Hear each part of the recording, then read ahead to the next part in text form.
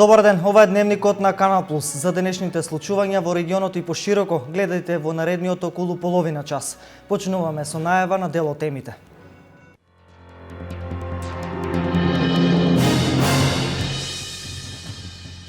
Започна изградбата на колективен стамбен објект во Кочани, наменет за семејствата во социјален ризик.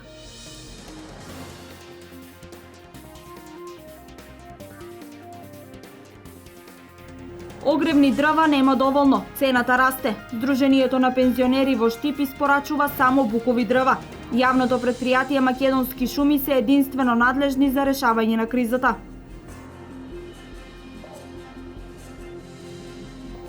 Родот на грозјето годинава е со одличен квалитет и голем принос. Лозарите очекуваат откупна цена за 2 денари повисока од лани.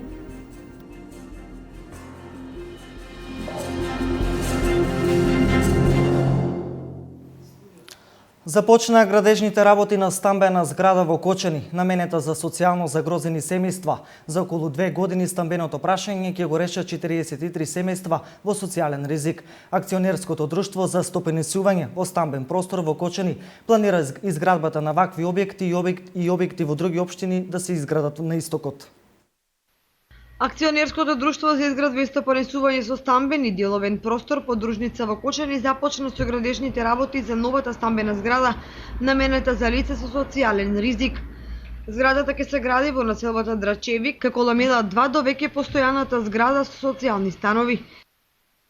Станува збор за зграда по проектот FP1674 за изградба на лица во социјален ризик. Инвеститор е владата на Република Македонија. Ова зграда беше ветена и сега стигнуваме до финалниот дел на реализација на истата, односно отпочнавме со градба. Градбата отпочна минатиот понеделник, воведен е во градба изведувачот, тоа е фирмата Атриум од Вевчани. Зградата ќе биде со вкупно 43 стамбени единици. Согласно програмата тие имаат површина помеѓу 35 и 45 метри квадратни секоја поединечно и рокот за изведба на овој стамбен објект е 24 месеци, меѓутоа според разговорите со изведувачот и според наши ведувања очекуваме да рокот биде искратен во зависност и од приликите на теренот и од временските прилики, така да некаде во 2017 година очекуваме да таму уште 43 семејства во социјален ризик од општина Кочани го реша своето стамбено прашање. Подружницата во Кочани, во која влегуваат и општините од истокот, ќе гради вакви згради и во другите градови од регионот. Нашата подружница покрива територија освен општина Кочани, општина Чишиново, Влешево и Зрновци, исто така Виница, Пекчево, Берово, Делчево и Македонска Каменица. Ова е 4-ти објект кој што го реализираме до сега. До сега реализиравме еден во Кочани со 29 стамбени единици, во Македонска Каменица исто 29 стамбени единици и во Берово со 51 стамбена единица. Веќе изготвена техничка документација, проекти за изградба на вакви 2 објекти, тоа е еден во Пекчево и во Виница, а исто така во фаза на изготвување на проектна документација сме за еден нов проект, не на колективно станување, туку за индивидуално, односно да се градат типски куќи, кои што ќе бидат сместувани семејства и се изградат, се планира такви да има во Кочани, во Виница и во Пекчево. Вкупната вредност на објектот во Кочани изнесува 53 милиони денари и ќе располага со 43 стана со површина од 35 и 45 метри квадратни. Одбележан денот на градот Берово со свечена програма, општината го прослави денот на ослободувањето. Беа пуштени во употреба новоизградените улици Неретва, Дамјан Гроев и Ленинова, а на свеченоста присуствуваше пратеникот Владко Ѓорчев. Со свечена програма, општина Берово го одбележа 23 август денот на градот Берово, денот во кој се прославува победата и слободата. По тој повод на споменикот на паднатите борци на кејот на Брегалница пред детската градинка 23 август свежот цвеќе положија делегација предводена од градоначалникот на општина Берово Драги Наџински, делегација од Советот на општина Берово, пратеничката во Собранието на Република Македонија Јагода Шакпанска, делегација од политичките партии и представници од Друженијето на пензионери. Во рамки на одбележувањето на овој светол датум, во присуство на пратеникот на Собранието на Република Македонија Владимир Ѓорчев, официјално пуштени беа во употреба и новоизградените улици Неретва, Дамјан Груев и Ленинова. Денес имавме добар настан во општина Берово, значи пуштање на 3 улици, асфалтирање. Дел од нив исто така имаше и канализациони зафати, така што навистина Берово има голем број на такви инфраструктурни проекти и во делот на градот мислам дека имаме солиден прогрес. Сега се очекува да се тргне исто така и по селата, значи поголем број на населени места. Она што ме радува исто така е и од главниот пат до Митрашинци, значи тоа се работи за асфалтирање на патот заедно со источниот плански регион. Нормално тука ќе бидат опфатени повеќе други села, така што во општина Берово работиме и во делот на инфраструктурата во градот, но исто така и во населените места. На свечената седница на Советот на општина Берово, која се одржа во бизнис инкубаторот, а која ја водеше председателот на Советот Јован Матеничарски, свое обраќање имаше градоначалникот на општина Берово, кој ги изнесе заложбите на општината за развој на Берово и проектите кои се планирани да се реализираат во идниот период, додека реализираните проекти во периодот од 23 август 2014 година до сега беа пренесени преку документарен филм кој беше прикажан на седницата. Градоначалникот Драги Наџински, ценејќи ги достигнувањата на поединци и институции во развојот на општина Берово, додели благодарници во повеќе области од општественото делување, додека плакети за особен придонес додели на Благој Механџиски и на хуманитарната организација Холандија Македонија, кои се големи подржувачи на општина Берово. Во пресред на грејната сезона дел од граѓаните се во паника дека ќе останат без дрва за огрев, доцни испораката на претходно порачани и платени дрва од Сдруженијата на пензионери и други добавувачи, додека приватните стоваришта се скоро празни.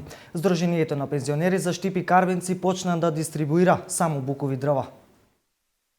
До стартот на грејната сезона има уште малку време. Сепак голем број граѓани се жалат дека не можат да купат огревно дрво, па многуми навелат дека морале да се ориентираат кон брикети или да најдат други алтернативи за загревање на домовите.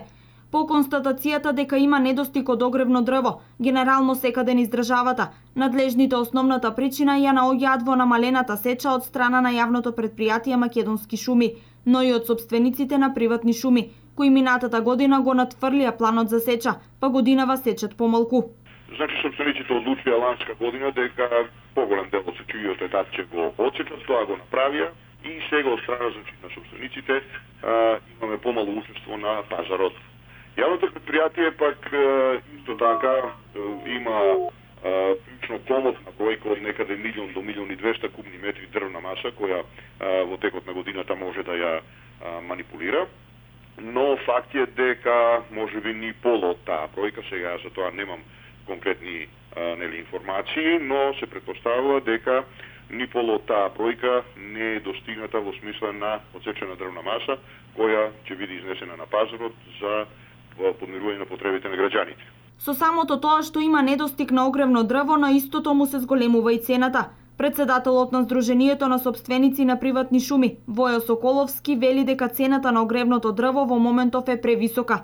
Во Штип бука се продава од 3100 денари за метар кубен и 3300 денари за дап. Тоа се некои економски закономерности на пазарот, чим една роба е дефицитарна, низината цена ќе биде повисока. Иначе нормално тоа е легитимно право на собственик да си формира цена, но главно и тоа подлежи на економски закономерности, така да пазарот ќе формира цената. Во овој момент мислам дека е превисока, но тоа е што е. Значи во Малешевијата цената е некаде 2600-2700, така да се транспортни трошоци во другиот дел од државата треба да биде сигурно и посилна. Сдруженијето на пензионери на општина Штипи Карбинци ги известува сите оние кои имаат запишано огревни дрва во Сдруженијето во општините Штипи Карбинци, дека во текот на неделата ќе се проложи со испорака на огревните дрва. Поради објективни проблеми нема да има испорака на дабови дрва и сите кои имаат уплатено даб можат да ги пренаменат во бука или секој ден од 8 до 12 часот да си ги подигнат уплатените средства.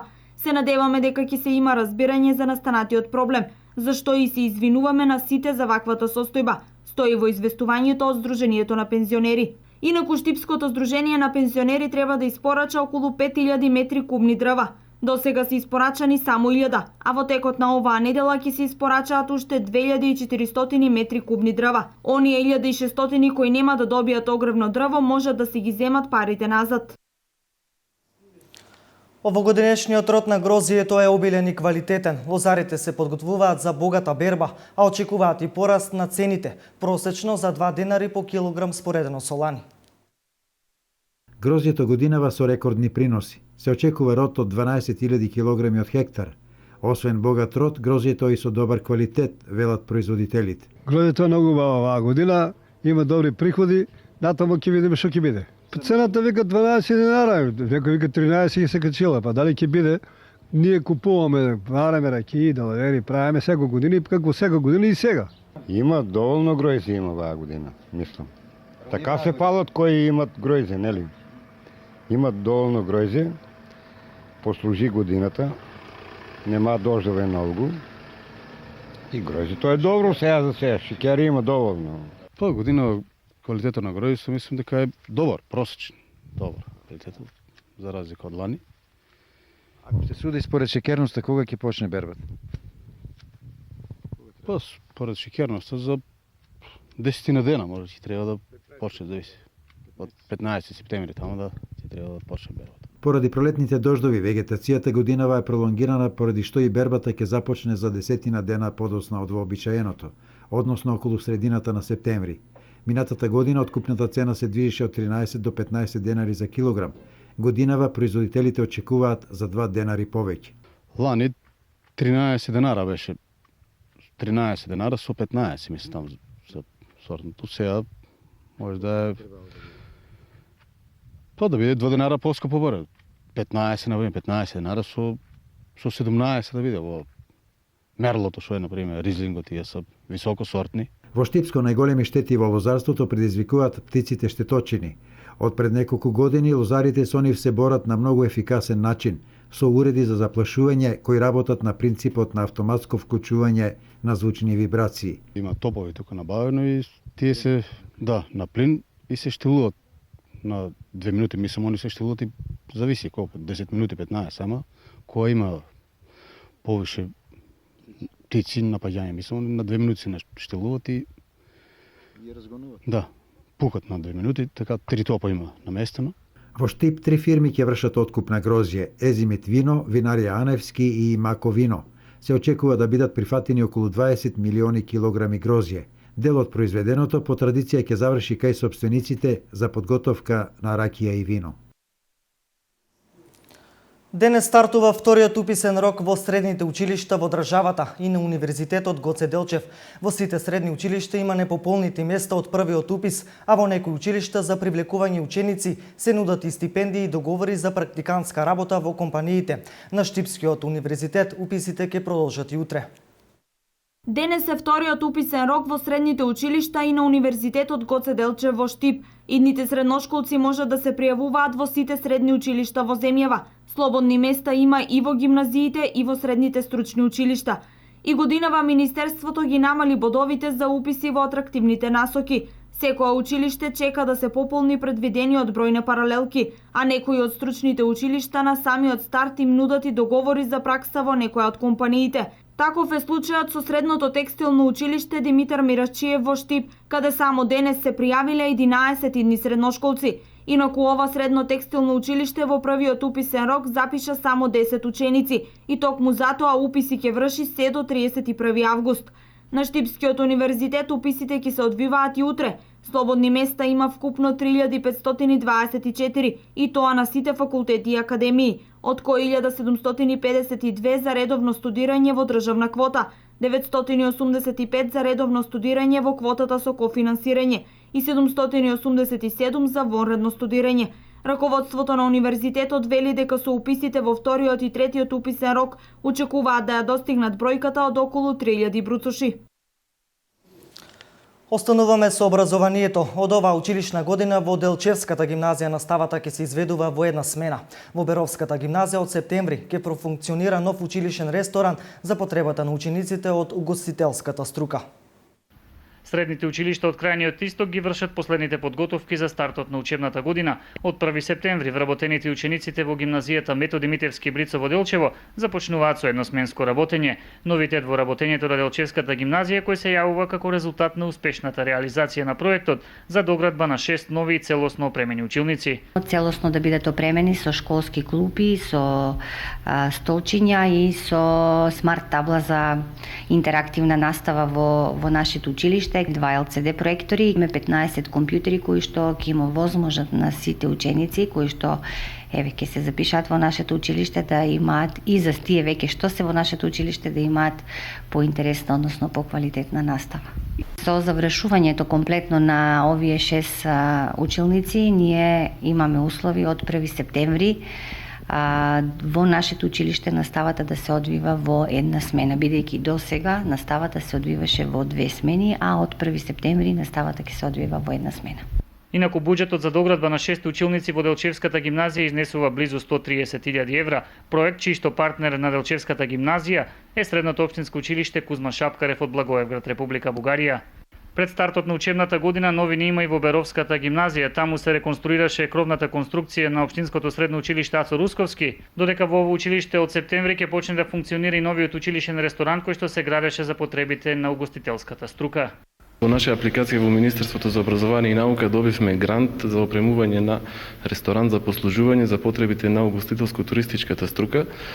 Од наша страна, односно наше задолжение беше да ја санираме училницата, да ја реновираме. Вкупната инвестиција е околу 160.000 денари, додека опремата која се надеваме дека ќе ни ја донира Министерството се движи од 20 до 25.000 евра. Воедно денес во овие училишта, како и во сите други средни училишта во Република Македонија, започна пријавувањето и запишувањето на учениците во августовскиот рок. Слободни места засега има и во Делчевската гимназија, но и во гимназиите во Берово и Македонска Каменица. Почна асфалтирањето на влезот во Штип. Јавното предпријатие за државни патишта ја проширува сообраќајницата, а локалната власт ќе ја уреди пешачката зона. Јавното предпријатие за државни патишта започна со асфалтирањето на кружниот тек на влезот во Штип од кај железничката станица. Ова е прва фаза од планираната реконструкција на патот до кампус 4 кон населбата Три Чешми. Очекуваме овие активности да завршат за 2 дена, пошто ќе се отпочне со рехабилитација на 1 километар во продолжение од кружниот тек кон село Три Чешми, односно до кампусот 4 на Универзитетот Гоце Делчев. Оваа делница од 1 километар од сегашните 6 метри ќе биде проширена на 7 метри. Инвестицијата е во вредност од 9 милиони денари, средства обезбедени од Јавното предпријатие за државни патишта преку програмата за одржување на државните патишта. Паралелно со изградбата на патот ќе се изградат и тротоари со цел поголема безбедност на студентите и останатите граѓани кои ја користат оваа делница. Прв солистички концерт одржа младата флейтистка Тијана Јовик во Кочани. Публиката во мултикултурниот центар во Кочани имаше ретка можност да ужива во делата на Хендел, Бах, Доплер и Прокопиев.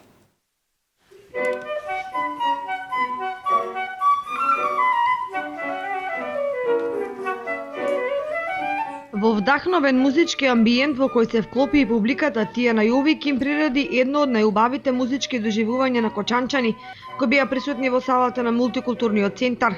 Силно подготвена и сконцентрирана, возбудена поради својот првенец пред својата публика, таа целосно се соживеа со флейтата од која извираа префинети звуци, компонирани од светските мајстори Бах, Хендел, Доплер или нашиот Прокопиев. Чест ми е што мојот прв солистички концерт го одржа во Кочани. Летниот распуст го посветив за да работам под менторство на магистар Ангелина Катмерова, а во пијано соработка на професор Оливер Стоименов. Целта на овој концерт беше пред се да ги покажам моите технички способности, моето музицирање, а воедно да ги приредам на публиката пријатен културен настан.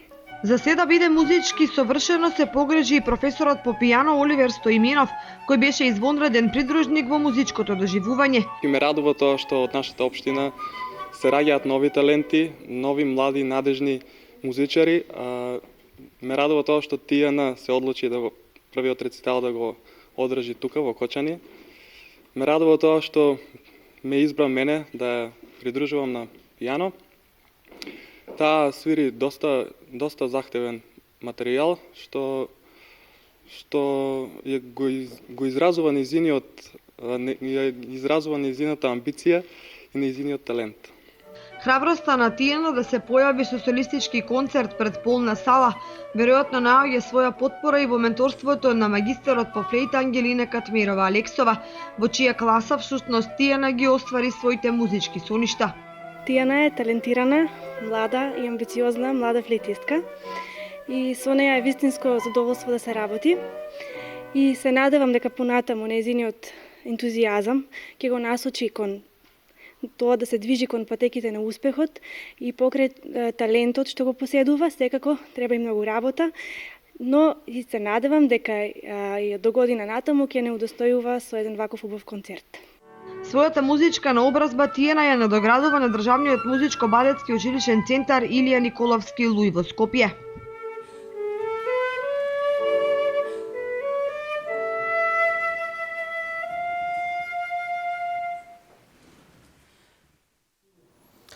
Вечерва во Виница во рамки на топлиот културен бран джез концерт ќе има Поповски Мицанов квартет, кој ќе настапи со авторски композиции на Сашо Поповски и Гоце Мицанов. На ритам секцијата се виртуозите Иван Бејков контрабас и Гоце Стевковски тапани.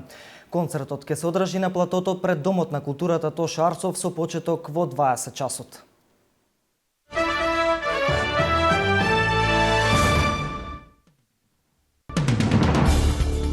Припадниците на Исламска држава вчера го разурнале древниот храм Баал Шамин во сирискиот град Палмира. Храмот во древниот град Палмира е подигнат во првиот век од новата ера и е посветен на врховниот асирски бог Баал, кој се споредува со старогрчкиот Зевс или римскиот Јупитер. Храмот е дел од комплексот од останките на градот Тадмур. Археолозите кои работат во регионот го сметаат овој храм за еден од највредните и најдобро зачувани фрагменти од древниот град. Северна Кореја се подготвува за воена провокација. Над 50 севернокорејски подморници исчезнале од радарите на Јужна Кореја и САД, што представува 70% од целата подводна флота на Северна Кореја. Војската во Јужна Кореја е загрижена дека подморниците можат да ја преминат по морската граница меѓу двете земји и да нанесат удари по јужнокорејски бродови или да уфрлат командоси на јужнокорејската територија. Подморниците се тешки за следење, бидејќи се голема бројка. Јужна Кореја и САД почнаа патролирање со противподводна облека. Стотина германски државјани загинале во борбите на страната на Исламската држава во Сирија и Ирак. Според германскиот министер, од 2012 година околу 700 германци заминале во Сирија и Ирак за да се приклучат на ИСИС. Тој додава дека третина од таа бројка се вратила во Германија. На почетокот на месецот ИСИС на интернет објави прво видео на германски државјанин кој ги повикува муслиманите во Германија и Австрија да дојдат на територија под контрола на џихадистите или да покренат самостојни напади во матичните држави.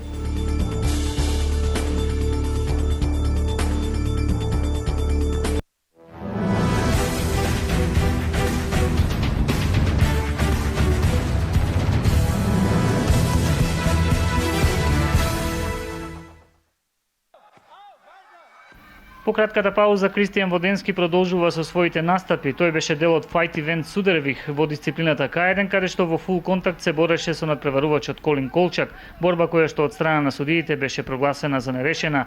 Нормално јас победив, ама бидејќи сме деца, борбата ја прогласија за нерешена. Не е фер, кратко прокоментира Воденски на социјалните мрежи. Инаку тренерот и татко на Воденски Ване вели дека Кико во првата рунда си ги испитувал силите со неговиот противник, но дека во втората рунда нон-стоп напагел, па затоа не му е јасно како можело борбата да заврши нерешено. Инаку Воденски борбите ги продолжува по заслужениот одмор, кој му беше награда за серијата добри резултати на големите надпреварувања, од кои речиси секогаш освојуваше медал. Последниот успех кој го постигна младиот беровчанец е оној во германскиот куп, кога во Штраубин го освои појасот во кикбокс во лајт контакт во категоријата до 25 кг на светската кикбокс и карате унија.